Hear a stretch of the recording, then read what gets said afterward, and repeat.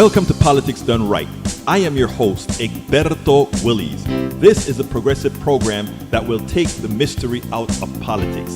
This is the program that will encourage you to make sure government becomes we the people. Whether you are liberal, progressive, conservative, or otherwise, you get to air your point of view. We are an independent media outlet that, unlike mainstream media beholden to corporations, we only owe allegiance to you. Remember, you can also send me a tweet at EGBERTOWILLIES. That is at Egberto Willies. Let us engage. It is Politics Done Right.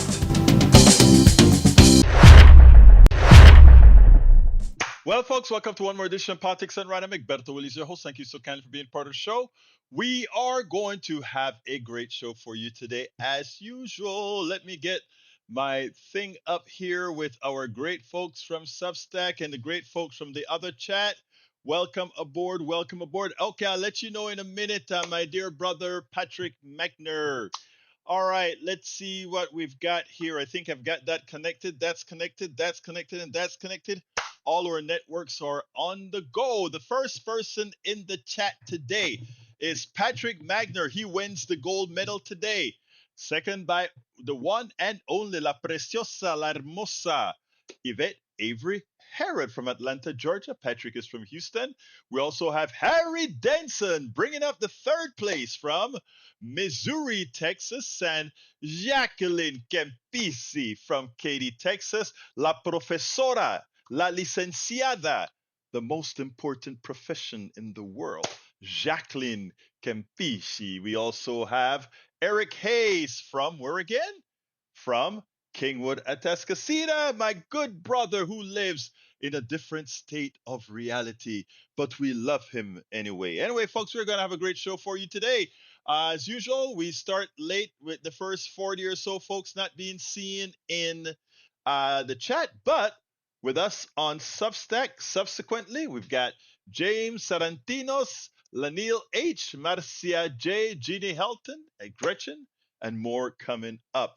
Anyway, I tell you what, before I start with my videos, I got two videos, an 11-minute and a 7-minute. So let's go ahead and bring Patrick, go ahead and call, and we'll give you the platform, sir. We'll give you that necessary platform, my brother. Come on in. And let's see what else I got here. I better tell her that I'm going to call her back. That is one of the, that's a head honcho from our network. Go ahead and call in. Anyway, folks, we have a great show for you today. But while we wait for our brother to call in, I want to remind you of something. The commotion that is currently occurring in LA, right, is on approximately 4 city blocks. 4 city blocks. That is equivalent to 1% of 1 square mile. That is 1% of 1 square mile, okay? Los Angeles is over 500 square miles. So the commotion that we're seeing in 1% of LA is what all the mainstream media is concentrated and centralizing on. Don't believe it. This is a distraction from the big bad bill. We cannot forget that. We got to keep on with that, brothers and sisters. So let's go ahead. Brother Patrick Magner, how you doing, sir? Hey, good afternoon. How are you? I am doing fine, my brother. Talk to me. I wanted to talk a little bit about how we're analyzing, not you and I, but just the country as a whole are analyzing these protests. Mm-hmm. I appreciate you switching back and forth from the big bad your bill levels to the on protest. Yeah, well, actually, I was going to say your choice of vocabulary. So I'm going to say that, the way people are connecting the events around the protests with the protesters seems very, very, very odd to me, and everybody's accepted it. Even you this morning, not directly, but when Brian called in, he immediately started talking about protesters and misbehavior. Mm-hmm. Right? Mm-hmm. Yes, okay, sir. so he's conflating two different events that are actually independent from each other. Okay. So, and the reason why I say that is that we have absolutely no evidence that the protest led to this. They might have been a veil for it, but people are waiting for an opportunity for something. So Well, what I would like to say Patrick, is let me ask you this. Let me ask you this because I'm probably misunderstanding that the protest led to what? to looting and burning cars, which I agree Oh, with I you got isn't you. happening on a large scale. I And got I you. actually think that calling cars into an area and setting them on fire is quite clever because we're turning something. People are just being clever at their approach, but we don't know that those people are actually the protesters. Very true. And even if a protest on a very small level has some incidents, that does not make a protest wrong. I We're agree trying. A lot of 100%. people are trying to find that. What's that? Now, okay, I agree with you 100%. What I don't know that I accept that I said anything different or I implied anything different. And I want you to tell me, where do you think I implied differently? I'm a little scatterbrained in the way I'm trying to convey what I'm trying to say. What I am saying is that we as Americans are trying to connect uh, mischievous events and illegal events with protesters.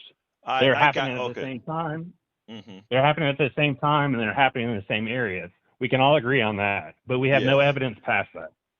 And So look, I agree with you there. I agree with you, and let me put it further. And I thought I alluded to that not only in this protest, but think I alluded to it with what occurred in Madison, Wisconsin. Not Madison, Wisconsin. What was the name?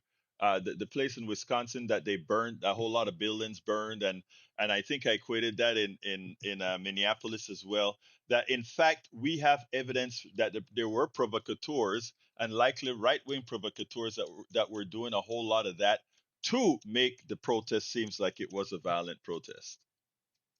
yes, and we've had other events, just natural events, where chaos ensues that have nothing to do with protests, and they look just like this.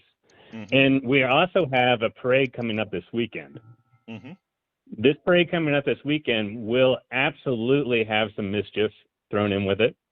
And are we going to attribute that to the person throwing the parade? No, Are we going to blame? Are we going to blame the military people involved in the parade? no.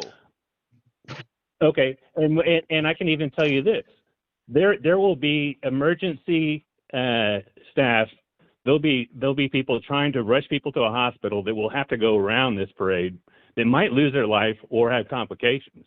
Are we gonna blame the president and the military for that? I now I see where you're going. Now I see where you're going. There's a valid reason for this protest, the inhumane behavior of our federal government. While we have these folks that are protesting, that other instigators come in and do things that are wrong doesn't take away from the importance, necessity, and what should be done, which is in fact the protest. Okay, and then now let me link these two. The parade is voluntary. The protest is necessary. The protest was pushed upon us because we had no other choice. This parade is a luxury item. Actually, it's more than a luxury item. But let's even go a little bit deeper than that, Patrick. First of all, you're absolutely correct. The parade is a luxury item that's costing us a whole lot of money. And even as we had Doge go out there and talk about wasteful spending, talk about the wasteful spending that goes into this type of parade, not only for bringing all those people to all those tanks, etc., to Washington D.C., but for the streets that are going to get torn up from having tanks going through the streets. Secondly, if you want to talk about wasteful spending, even as it has been proven that this 4 block area did not require 4,000 National Guards and 700 Marines to secure because they're doing absolutely nothing. The LAPD is doing all the work along with the county sheriff, etc. That's $135 million.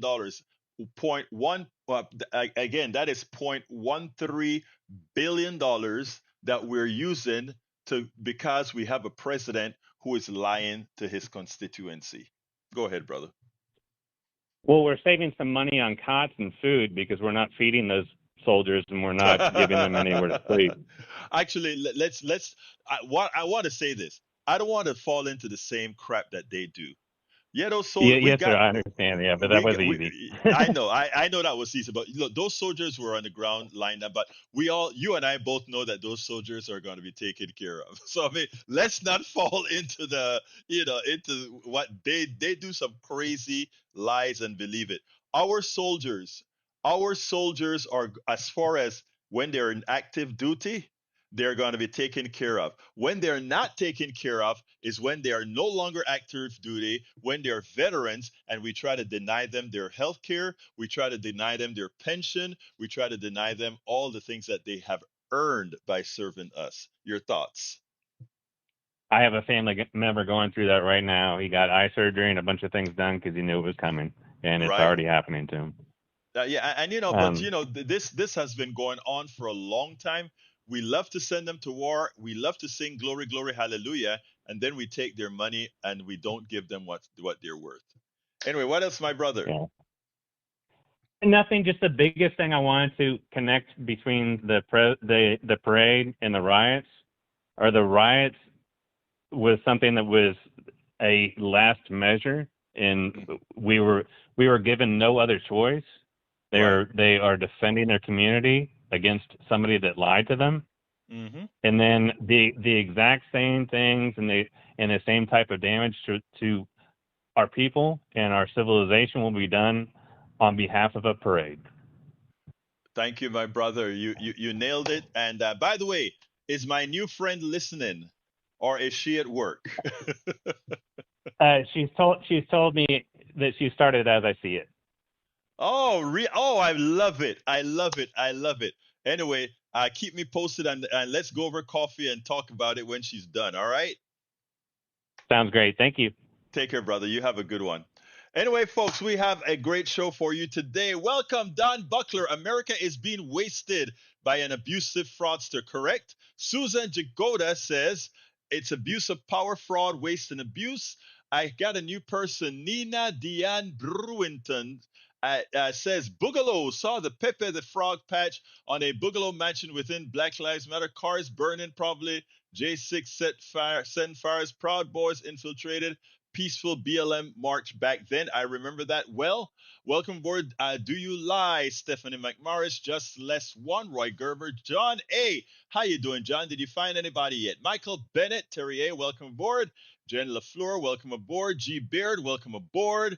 Martha Masters, Meg and Sherry Bural, Patricia Nolan, Gertrude, Marcia J. Jane Helton, Leon, James Sarantino. Thank you guys for all being here. Of course, we have our resident hater in Mr. Greg Cisak with us as well. Lee Grant from Montgomery County. Let's see, Jane Daigle. How you doing, my brother? And let's see what else we got. Thank you guys for being here. Okay, let's get to our first video. I love what Bernie Sanders did here. Let's do it, then let's go ahead and talk about it. Para ver, comenzando ahora. Bernie Sanders did exactly what he needed to do in his recent interview with Dana Bash on CNN on State of the Union. The mainstream media has a tendency to pick up talking points from the right wing, pick up talking points from neoliberals. In other words, as it turns out, the debt is caused by all these entitlements that we pay out. Hogwash. Social Security is paid for by your FICA taxes, period. Secondly, Medicare is paid for. How? By your Medicare taxes, 3.8%, I think it is, on all your income. And it even includes a certain amount of payments on capital gains, unlike FICA, unlike your certain other taxes. But again, the narrative that they want most Americans to believe is that somehow Medicare and Social Security are the ones that are burning or blowing a hole in the federal deficit, in the federal debt. I've shown you where those bills are. I don't know if you remember when we used to talk about lock boxes for putting away your Social Security money. When your Social Security money comes in, it just immediately goes out as part of the general funds, and an IOU is written to say, that money was placed there. The reality is we've made many adjustments to Social Security so that it is really self-sufficient. In other words, it's not being paid out of general funds. And the concern is that with the baby boomers and slower birth rates, etc., that would not be self-sustaining, but all of that could be protected by simply increasing the taxes, not on some false limit on your income, but to tax all income for Social Security, in which case Social Security would fall. So we cannot buy into the narrative that Social Security is busting the budget or that Medicare is busting the budget. All these things can be accounted for and paid for. What's busting the budget is we are not collecting the taxes necessary based on folks' income. And that's why we are migrating all our monies upward. So when Dana Bash tries to imply to Bernie Sanders that somehow the problem is Medicare, he's talking about Medicaid, but Medicare is going to be a problem as well. Bernie Sanders did the right thing to school her, as we continuously try to school the rest of the population, that other countries are doing much better than we are because they handle healthcare better than we do. Not the best. Again, the best thing is that healthcare should not be in the for-profit domain at all. It should not be in the capitalist market at all, because when you're sick, you don't have choices. You can't say, you know what, your price is too high. I don't want the healthcare. You are, as a person who wants to live, as a person who wants to be there for their kids, you can't do that. So there's a monopoly for anybody. Just being in healthcare gives you a monopoly. Well, it's not really a monopoly, right? But some kind of a opoly.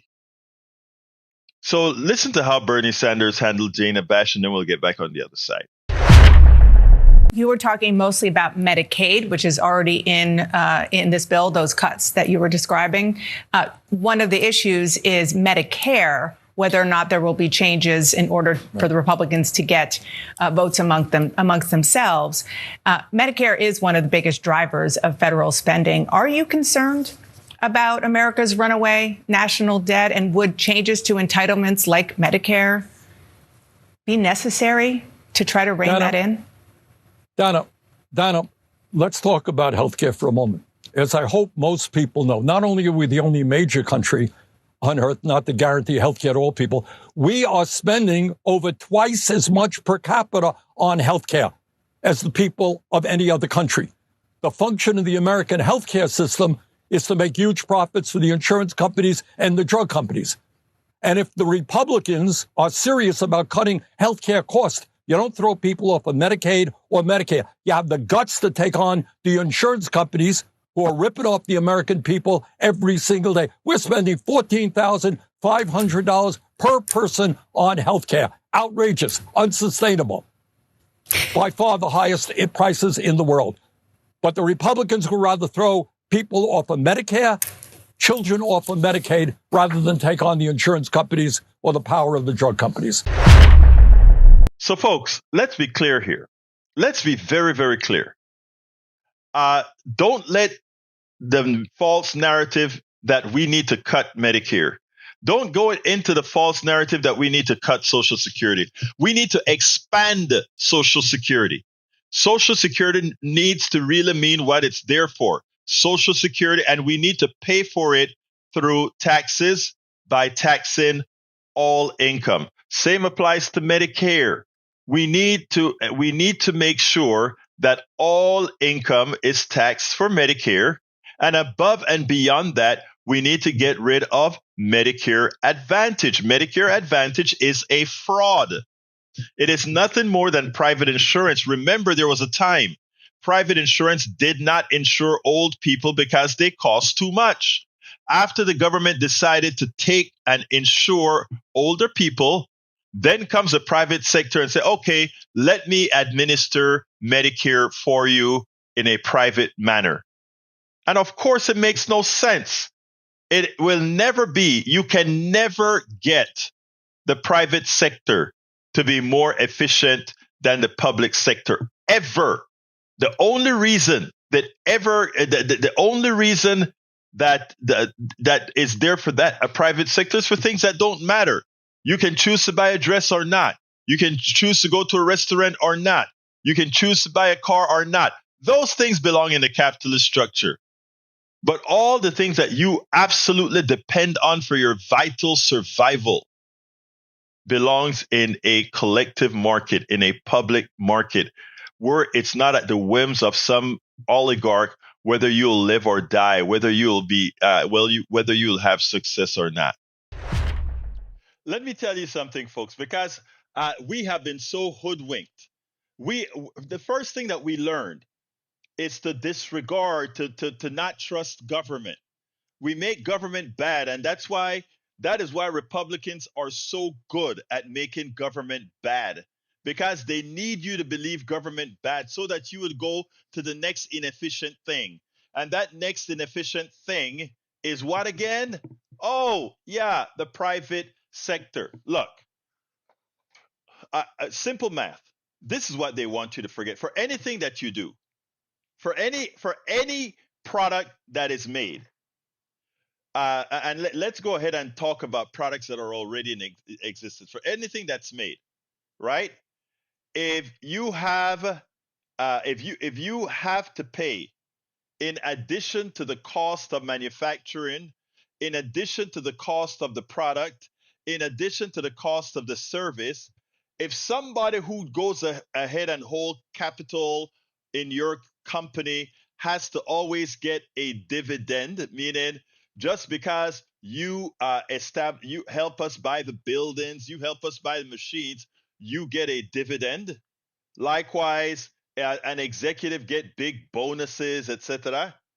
All these things have to be paid. You have advertising costs in the private sector. And I'm saying that's good for a restaurant. That's good for selling a car.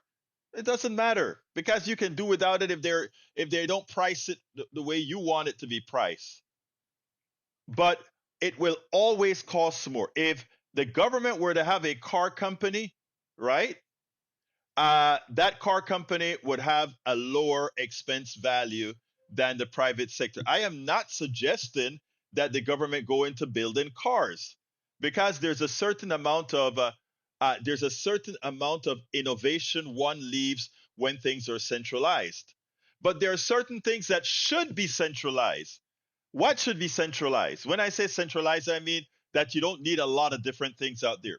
When we have an established development of something, all right, let's go ahead and talk about insulin, right? Insulin. Insulin should never appear, and it's something to heal you. Insulin should never appear in the private market because there is no further development of insulin. Now, if somebody develops some magical insulin that can stay in your bloodstream for a long time and break down over time, it is okay for that person to develop it and then release it, and eventually it becomes a commodity, right? But the thing about it is, here's the reality. Most medicines, most of all these things that we innovate with, have always started with government funding. When it comes to NASA, place that I worked for, NASA was the genesis of the microprocessor, certain microprocessors, certain core memories, so many different things that all of you who pay your taxes, all of you who invested your money in your government, you guys developed it. Then some rich fat boy comes along and says, I can do something with that. Invest in it, capitalizes it, make a whole lot of money, and charges you an arm and a leg. That's what they do with all the drugs that we create. That is what they do. Okay? So this is what we have to come up against. Separate the markets.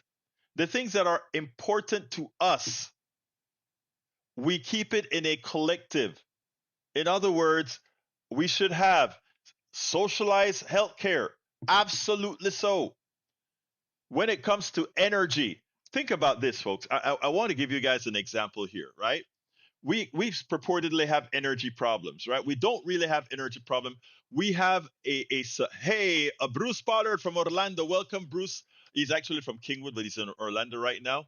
I want you guys to think about this. We are leaving the largest power station, the largest sources of electricity behind. What do I mean by that? Every time I fly over a city, every time I fly over small towns, I'm looking at rooftops, right? I'm looking at rooftops, one of the great power generation stations in the world. If we weren't dependent on capitalism, which a capitalist says, you know what can it cost me to electrify every roof? Let's see if there's money. Oh, there's only a 2% profit in that. I can't do that. So society suffers from a benefit it could have had, right? From a benefit it could have had because nobody has been able to find a way not to make an inordinate amount of profits on it. Let me give you a quick story about my house. And Bruce, you remember this. I was considering putting solar panels on my home.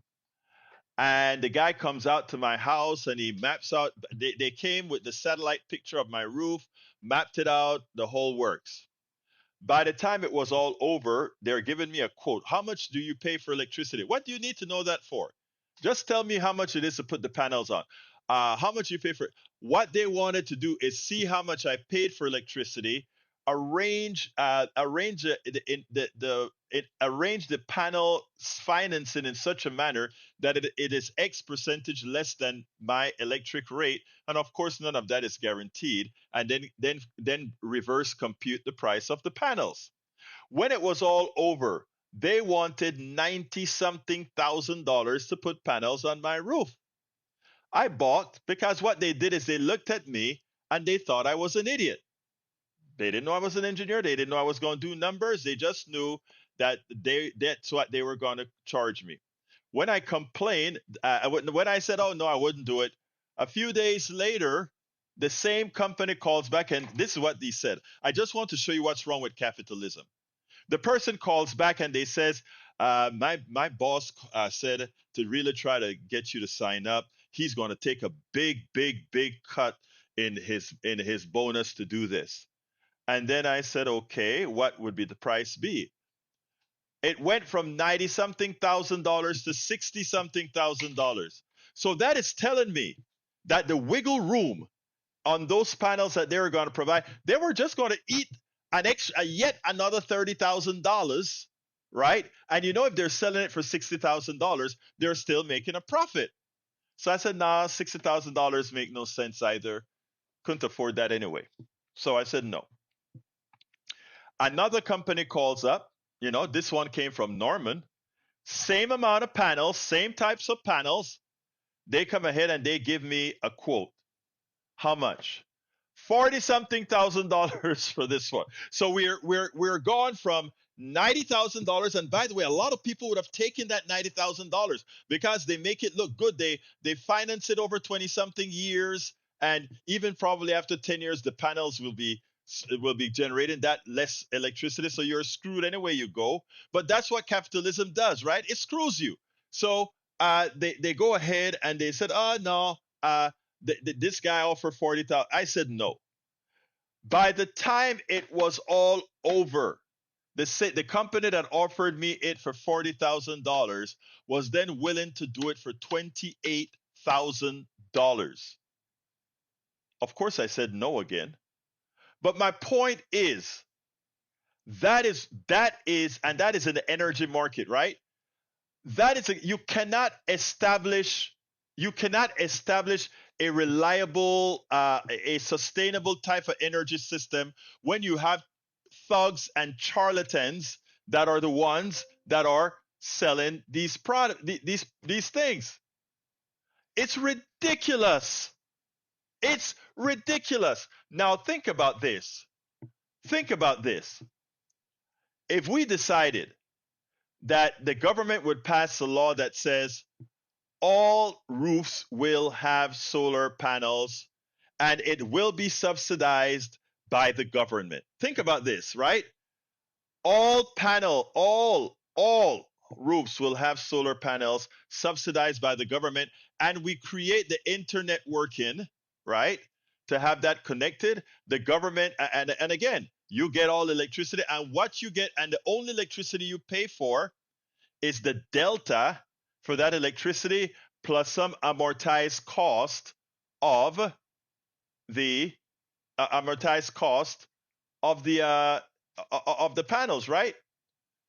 If everybody did that, we would have, because again, if you go through your neighborhood, most roofs don't have solar panels. If every roof had solar panels on them, think about what that would do to that would be a national policy that saves us a lot of energy, saves the environment. All of that would work, but it'll never happen because capitalism will stop it from happening. Because unless they can find a way to rip you off, they're not going to do it.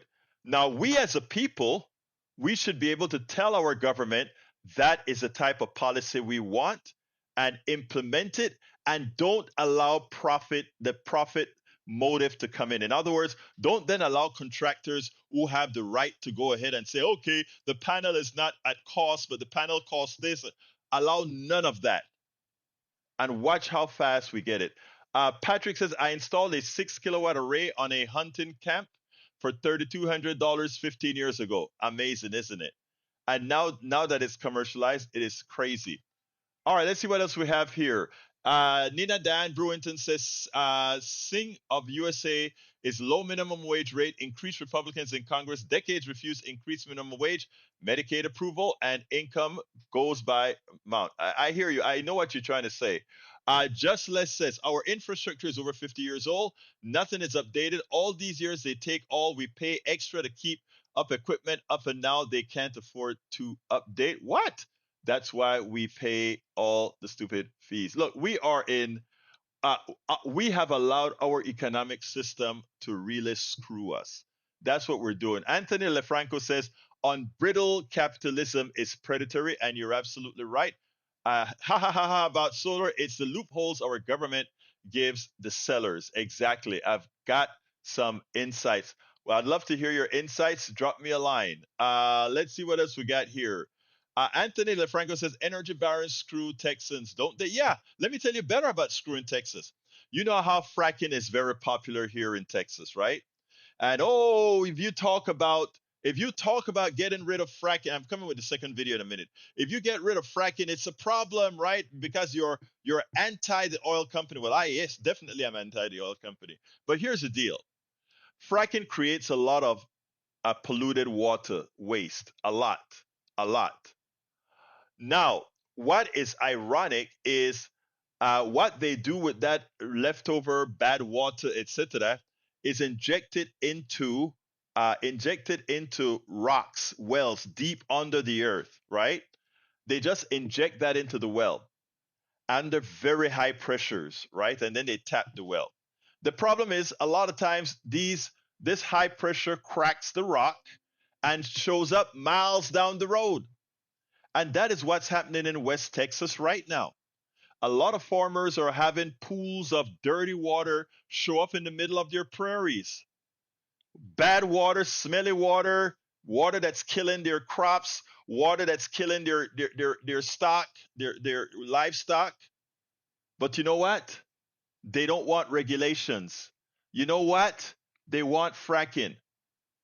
I mean, they are convinced that regulations are bad. Well, the lack of regulations made it that those companies that blew those things into the hole, they followed the law. And in following the law that was written incorrectly without regulations, it is okay for those other people's properties to be polluted. And there's not a damn thing that gets done about it. We have to learn that, folks. We have to learn that. Anyway, let's go to my next topic, which is, of course, Khanna came out with the progress. He sort of I shouldn't say release, but he spoke about the progressive bill, the progressive bill to reduce the budget. And I did a little speech about that this morning, so I want to play what I spoke about this morning so that I don't have to repeat it or forget what I said. So here we go. The progressive budget, and it was talked about yesterday by Congressman Khanna. Now, as congressional Republicans push a mega bill that would add an estimated $2.4 trillion to the national debt, while giving lavish tax breaks to rich and gutting anti-poverty initiatives for the working class, Congressman Khanna on Tuesday unveiled a progressive plan to cut the deficit by what? $12 trillion. Remember, the big, beautiful bill, which we know better as the big, bad bill, is going to increase the deficit from anywhere from 2.5 to $4 trillion. This bill by Khanna, it's not magical. $12 trillion reduction in bill. Can that be done? Well, guess what? Democrats did it before. I wasn't able to play the video that I had for you yesterday, but the last time we had a balanced budget was in the year 2000 when Clinton was leaving office. He had several years of balanced budgets and debt reduction. It's possible. And when you do that, your economy explodes as it did under Clinton. Everybody talks about the Reagan miracle. They don't talk about the Clinton super miracle. Because under Reagan, we got on the order of 16 million jobs over his two terms, 4 years, 8 years in the White House. But under Clinton, and by the way, and in the process of getting $16 million, Reagan blew the budget by, in those days, $40 billion, much more than anybody at that time. And he got 16 million. That was Keynesian economics on steroids. He got 16 million jobs out of that.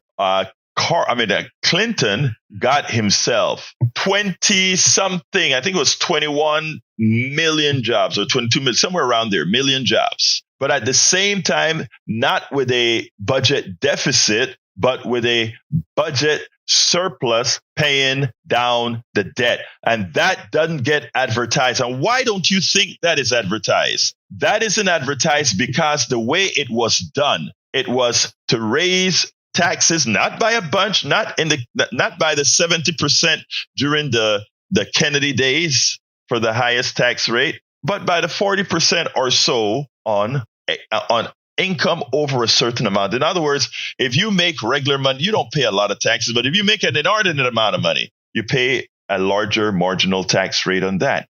And all of that together brought down the deficit by design. And also, other than those tax increases, there were also programs established. And these programs put money into people's pockets, which, because of a thing known as a concept in economics known as the marginal propensity to consume, which means if you give money to somebody who doesn't have money, they're going to spend it. And what does spending mean? Throwing that into the economy right away, buying more bread, milk, and all of that, which means the dairy guy gets more money for the extra cows that he has to milk.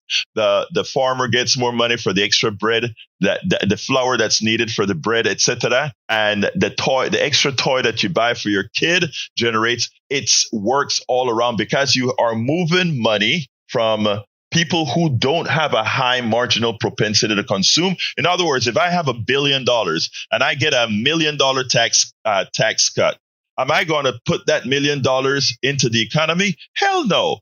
There's nothing that is stopping me at all. Nothing that is stopping me at all from getting the things that I want. So I don't add any more to the economy. I don't spend any more by getting a tax cut if I'm wealthy. It doesn't work that way. But if I go ahead and tax the wealthy, and remember, all that wealth was made on your back anyways. If I tax the wealth, right, and I throw that back into the person's hand in the form of education, in the form of subsidies for healthcare, subsidies for all these other things, that is extra money that person has to throw into the economy, and they do it. And how do we know that? We have the Reagan, when it comes to successful presidents economically. We had the Reagan experiment where we increased the deficit. We got some jobs, but we exploded the deficit. And we have the Clinton example that we had a substantial surplus as well as an enormous amount of work because of more. We have the data, folks. We have the data to prove this stuff. And the reason the media does not centralize on this is that the solution is that the wealthy are going to pay more, deservedly so. Okay? The California Democrats' Progressive Deficit Reduction Plan, introduced in a report and floor speech, has 5 recommendations. Modernize the military, $850 billion. Get rid of upcoding and fraud, Medicare Advantage. And we shouldn't get rid of upcoding and fraud and Medicare Advantage. We need to get rid of Medicare Advantage. Medicare Advantage is a fraud on the American people. And anybody who sells Medicare Advantage, please feel free to call the program. Let's talk about how it really, really works. Call the program, please, my brothers and sisters who are out there convincing your mama, your daddy, and people to take Medicare Advantage. It is a fraud on the American people. Call, please call. And try to defend it. He gets another $170 billion by getting rid of fossil fuel subsidies, $200 billion by Medicare drug price control. Khanna's proposal points out that the Pentagon, which has a budget of nearly $1 trillion, has never passed an audit, and that getting ripped off by contractors is an issue not only at the Department of Defense, but across the federal government. So why are our bills so high by the federal government? Because who rips us off again? Private sector contractors. The $1 trillion Pentagon budget has never passed an audit. And you know what? When Doge came into the fold, they closed down stuff that keep people alive and things that murder people, like big bombs and all of that. None of that let's see where the money is going. None of that was looked into by Doge. But USAID cut over 200,000 people dead so far. We have to be honest with the way we look at these things. So the document also emphasizes the need to crack down on fraud involving Medicare Advantage and argues that there's absolutely no reason for Americans should pay 2 to 4 times more for prescriptions that people in Canada, Germany, or the UK pay. Let me just say one thing about a person policy that I know. They have an insurance policy for drugs. Guess what the drug company called and asked them? I'm not a drug company, it's an insurance company. Is it okay if we ship some of your drugs that you use, your medical drugs, from Canada? Of course, the person said yes. But think about that. Having to buy drugs from Canada to get a cost reduction, as opposed to us getting the right price for drugs that we use our tax dollars to develop. Specifically, Khanna's proposal restores the domestic corporate tax rate to 28%, collects international corporate taxes, closes loopholes like carried interest, and adds 0.01 financial transaction tax. He also wants to make billionaires pay taxes on their wealth and loans on it.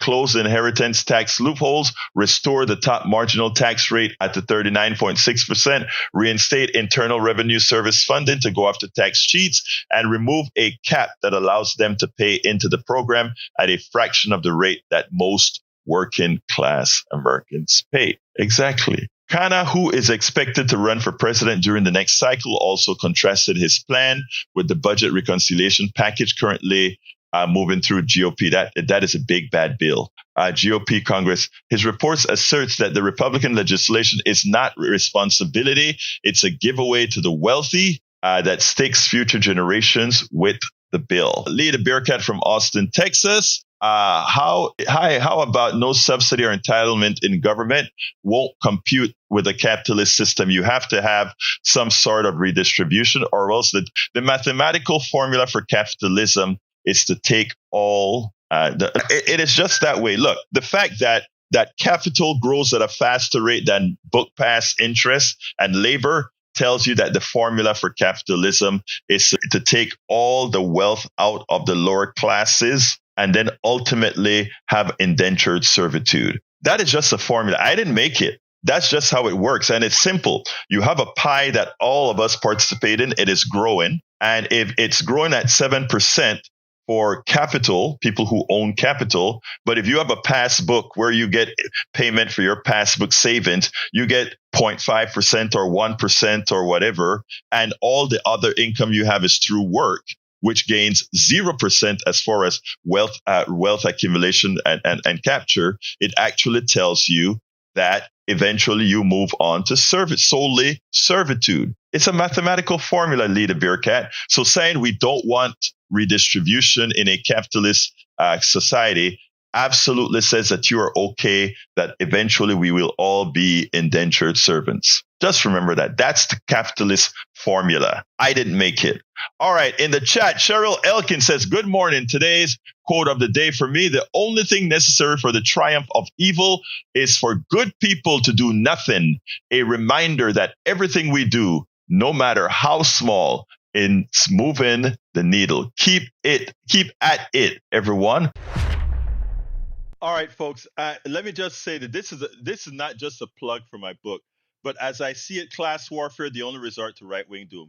In there, I explained all the presidents, I think, up until Obama, and how they worked with jobs, etc. That you can see that I'm not just blowing smoke when I talk about what these presidents actually did.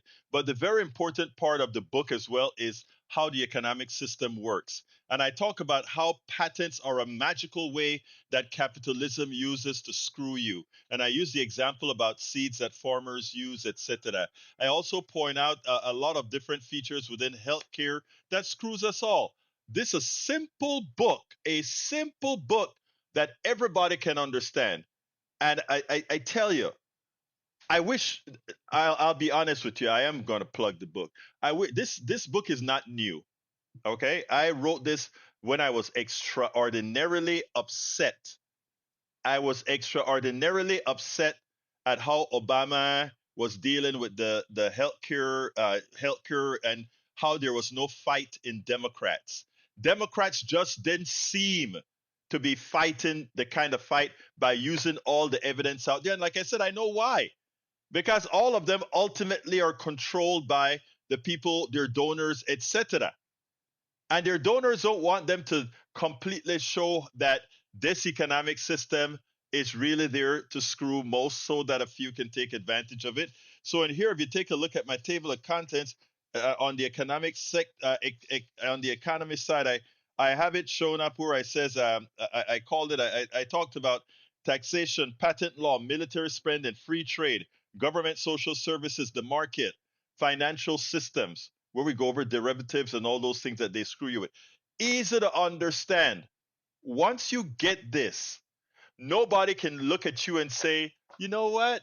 I think what these people are saying is true. It's not. We have been so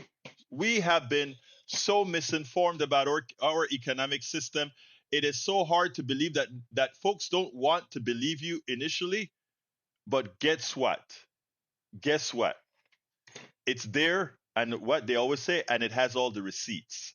So you can see that we're just not blowing through. So if you can go to politicsdoneright.com/books, right? You can actually get this book hard copy. But there's a better way to read this book and all our books, including How to Talk to Your Right-Wing Relative Friends and Neighbors, Tribulations of an Afro-Latino Caribbean Man, and How to Make America Utopia. Become a paid subscriber of our newsletter, and all those books are there for you to read on Substack. You know what I mean? All of them are there for you to read on Substack. When I tell you I put the effort into these books, but not only to do it in a way that isn't You know the one. You know when you hear a book from an economist, they tell you, well, you know, if you look at the Laffer curve, I did mention the Laffer curve, but I actually explain all this stuff in a way that's easily understood. So consider going to, if you want hard copy, go to politicsandright.com/books. But if you just subscribe to our newsletter, you can read it all online. You can read it all online. All right, I think that's all of the videos that I have for today. If anybody wants to call in, you can call at 7. Well, nope, that's the morning number. The afternoon number is 281-823-7747. The morning number is 281 or this afternoon number is 281-823-7747. Give us a call if you want to go over further. The last subject that I have listed. Whoa, I didn't send this off to Daily Kos. Oh my God, I didn't send it. No wonder there were some missing people. All right. The last subject I wanted to talk about was from Joseph Givergisi, and he is at, well, I think he's still a president of I think he's still the president of Bernie's group. What is it called again? What is Bernie's group called? Anyway, you know what I'm talking about. Let's see if he's still the president. Our Revolution. Yep, he's still the executive director of Revolution. I interviewed him at Netroots last year, and when I interviewed him, we spoke a lot about this. But he has a new article that he wrote for Common Dreams called "Authoritarianism Isn't Coming, It's Here." Authoritarianism Authoritarianism isn't coming. It's already here. And he says the military is in the streets of Los Angeles. That image alone, armed National Guard troops deployed by a sitting president against the will of local officials, should shake this country to its core. In other words, here is a state that is saying, we don't want you here. We can take care of our own security. Hey, Carl Cox, how you doing, buddy? I see you're in good conversation. Lawrence Sims, Carl Cox from Riverdale, Georgia. Lawrence Sims from Atlanta, from Powder Springs, Georgia. So he says we should be going bat, you know what, crazy. The governor of California says we don't want you to. We don't want the military here. We can handle our own security. You send it anyway. So, Joseph Giverisi says we should be concerned. But it is not happening in isolation. It is part of a coordinated and escalating assault on democracy itself. All while in the backdrop, Congress is advancing a budget deal that expands military and ICE funding while slashing Medicaid nutritional assistance for millions of working class families.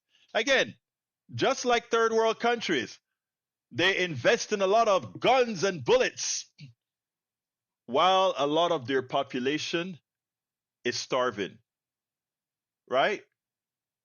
And on Saturday, Trump will stage a military parade in Washington, D.C., a grotesque celebration of state power at the very moment it is being used to crush dissent and consolidate control. We got to do something, folks. We are witnessing in real time the merger of authoritarianism and oligarchy. Trump is consolidating power not just through policy, but through spectacle, surveillance, and the criminalization of dissent. His targets include journalists, immigrants, students, union organizers, law firms, and civil societies. And all of those things he named are people that have already been arrested, thrown away. The journalists, some of them already got arrested, thrown out of the White House. Immigrants, some of them got thrown into gulags. Students, we know some of them were deported and thrown into gulags as well. Anthony Lefranco. How you doing, Anthony? Talk to me. How are you? I'm doing fine. Turn the radio down, my dear brother. Yeah, I did. Never are what I'm watching on streaming is what you're doing at the same time. So I'm glad I'm in. Good. Yes, you're in. Go ahead. So you were just talking about authoritarianism. Mm-hmm. So for the protests this weekend, and I think being here in California, what I see from the protests, and which are mired by the anarchists that want to come out, is we were seeing folks wave the Mexican flag, which I don't have a problem with, but you can see the whole patriotic idea of any other flag than the American flag, would have some sort of onus on it being unpatriotic. But we are from all those countries, and I guess I called in to be a voice to say this weekend, I'd love to see flags from every country flying as people come out for the, No King protest across the nation, because we are from all those countries, and that's kind of what made us the kick-ass country we are. That's my 2 cents, and I'm just wondering what other people think about the fact that there's other flags besides Americans people want to fly. You know what? I so love that you said that. I just so love that you said that, because if you really want to know what made us great, with all our past, with all the indignities that we have done to become the United States of America, you are so right. You are so right. If you take a look at the technology, in the last, I think the 10 of the last, I don't remember how many technological companies were put together by immigrants. If you take a look at one of the most successful groups in this country, you find out, oh my God, you mean Nigerians are some of the highest paid workers? If you take a look I mean, if you just take a look at what immigration and immigrants have done to this country that was created by immigrants, you would see that it was because of immigrants that we have the prowess that we do. And Donald Trump is doing all that is necessary to corrupt that. Even the workers that, let me tell you what else, brother Franco. If you take a look at the buildings and the farming and all this stuff that make that we produce more food than than anybody else on a per acre basis. That we're on in North America, we're not at the equator. We are so good at these things. Now, I mean, I'm going to get slapped by my brother um, Patrick, because he's not into mechanized farming, and he's convincing me that we need to change our form of farming. But what I'm saying, all the things that we do is because of all that we have from foreigners that we all were at some time. Your thoughts? Yeah, no, I'm all in on that. I mean, the road that was paved in America from my ancestors, for my family, is what oozes from, my pores. So, I'm the choir. I guess as you were talking about that, one of the things is for me is, what can we do and what can I do? This weekend there'll be protests. I'll be out, and I'm just thinking about how many people can fight together, but yet if what's called free speech, Fox propaganda and the like, if that can continue unchecked, then it's a much tougher battle than we should have to deal with if this is America. Let me tell you. Knocking those, yeah, go ahead. I hope you listened to the piece that I did, and I'm going to just go over a couple of minutes over. If you listen to the piece by Eddie Glaude, Dr. Eddie Glaude, that I did, if not, go to my YouTube channel and check out the piece, the last thing I did on Eddie. Actually, go to the newsletter, because I wrote an article that corresponded to the video that goes into more detail. Eddie Glaude points out, is this who we are? Well, I think this weekend we can prove that this is not who we are. We can leave the MAGA folks and those who are deplorable, and I do say that, and I mean that this time. I'm not saying all MAGA is deplorable, but we have a lot of deplorable MAGA. For all those that are deplorable, they will get to see what it looks like for people who love each other, for people who want to move together. So I'm telling everybody, go out to your rallies, be peaceful. If you have provocateurs, report the provocateurs. When I say provocateurs, people that will harm others or do something bad to humanity. Let's remember that. Yeah. Hey, give me a closer, because I got to go. Okay. Well, instead of going back to the other stuff, here's the thing about the anarchists that come out to the protests. Usually they'll have a megaphone. Usually they'll be dressed to be able to run and be, get clear of people, maybe have a mask, and they'll go from group to group within a protest to try to instigate and then move on. You can point them out to the authorities. There you go. That's my 2 cents. I got you. Thank you, brother. Right. You have a good one. You take care, my friend. All right, folks. Let me tell you, Maywood, I got your videos. I haven't looked at all of them yet, but good work, brother. Also, do you lie? No, I will be at a rally this weekend. You bet your life I will. I won't be just sipping coffee. I will be at a rally, and anybody who comes out to Kingwood, we're having a rally at the intersection of Kingwood Drive and Westlake Houston Drive. We will have a whole bunch of folks rallying out there, reclaiming our democracy. All right, I'm late. I want to suggest to all that please go ahead and become subscribers to our newsletter. How do you do that? You can become a subscriber to our newsletter by going to politicsdoneright.com/newsletter, politicsdoneright.com/newsletter. I'm putting that into the I'm putting that into both chats. Please, that is how we actually fund what we're doing. The newsletter is our basic funder of what we're doing. So I'm asking those of you who have the wherewithal to please become subscribers of our newsletter, politicsdoneright.com/newsletter. I got to get out of here. Love you all. My name is Egberto Willies. This is Politics Done Right. And you guys know how I end this baby. I am what? Out!